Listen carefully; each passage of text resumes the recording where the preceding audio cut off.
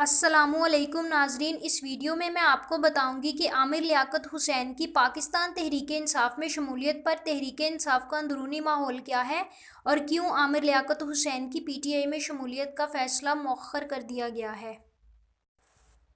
عامر لیاقت حسین ایک معروف مذہبی اسکالر اور اینکر پرسن ہیں اور اس حوالے سے متعدد ٹی وی چینلز کا پلیٹ فارم استعمال کر کے کام کر چکے ہیں۔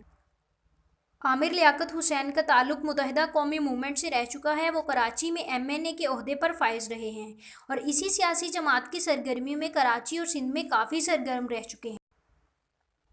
22 اگست 2016 کو الطاف حسین نے پاکستان مخالف تقریر کی اور اس تقریر میں پاکستان کو دنیا کے لیے ناشور کہا گیا۔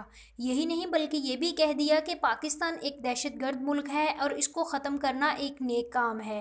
انہوں نے اپنی اس تقریر سے کارکنوں کو شرح انگیزی اور اشتعال پر اترنے کا حکم دے دیا۔ MQM کے کارکنوں نے سب سے پہلے میڈیا چینلز پر حملہ کر کے کراچی میں ریاستی دہشت گردی کو ہوا دی۔ پاکستان کے 3 میڈیا چینلز پر حملہ کر کے ان کی نشریات مکمل طور پر معطل کر دی گئیں۔ اس کے علاوہ کارکنوں نے ٹائر جلا کر کراچی کا ماحول خراب کر دیا۔ اس تقریر کے بعد صرف عامر لیاقت ہی وہ رہنما تھے جو اس ریاستی دہشت گردی کو الطاف حسین کا ذہنی دباؤ قرار دیتے رہے اور مکمل طور پر الطاف حسین کا دفاع کرتے ہوئے نظر آئے۔ اس واقعے کے بعد رینجرز کی طرف سے سخت ایکشن لیا گیا اور فاروق ستار کی گرفتاری اس وقت عمل میں لائی گئی جب وہ میڈیا سے گفتگو کرنے والے تھے۔ اس کے چند ہی گھنٹوں بعد رینجرز نے عامر لیاقت حسین کو بھی اپنی حراست میں لے لیا۔ یہ وہ نظم تھی جو عامر لیاقت نے رینجرز کی حراست میں لکھی اور اس نظم کے ذریعے انہوں نے ریاست پاکستان سے بہت سارے گلے کیے۔ پاکستان کے لیے لکھی گئی اس نظم میں ابھی تک وہ مسلسل اشتعال انگیزی پر اکسانے والے اور پاکستان کو ناسور قرار دینے والے قائد کی حمایت کر رہے تھے۔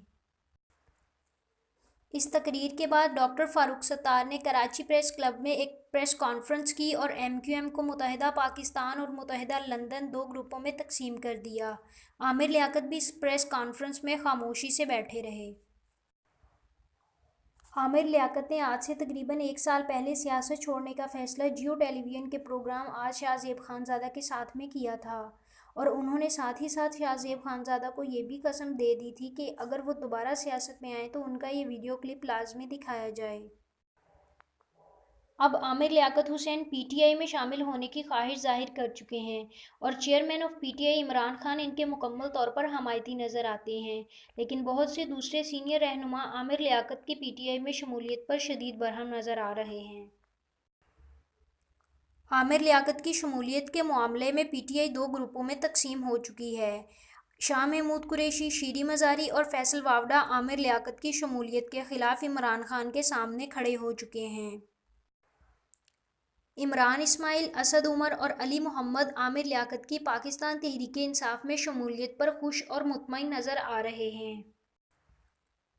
جب عمران خان نے مخالف رہنماؤں سے وجہ دریافت کی تو انہوں نے بہت سی وجوہات بتائی ہیں، کیونکہ عمران خان کو اس بات کا خدشہ لاحق ہے کہ عامر لیاقت انتخابات کے قریب ان کے خلاف کراچی سمیت پورے پاکستان میں مہم کا آغاز کر سکتے ہیں۔ مخالف رہنماؤں نے عمران خان کو وہ تمام ویڈیو کلپس دکھائے جس میں عامر لیاقت PTI مخالف بیانات دیتے ہوئے نظر آتے ہیں۔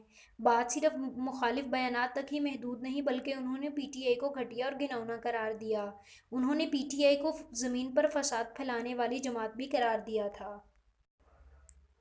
عامر لیاقت نے عمران خان کی انتہائی نجی زندگی کے پہلوؤں کو اجاگر کر کے انہیں تنقید کا نشانہ بنایا۔ عامر لیاقت نے جنگ نیوز کا پلیٹ فارم استعمال کرتے ہوئے عمران خان کے خلاف سیریز اور کالم بھی لکھے تھے۔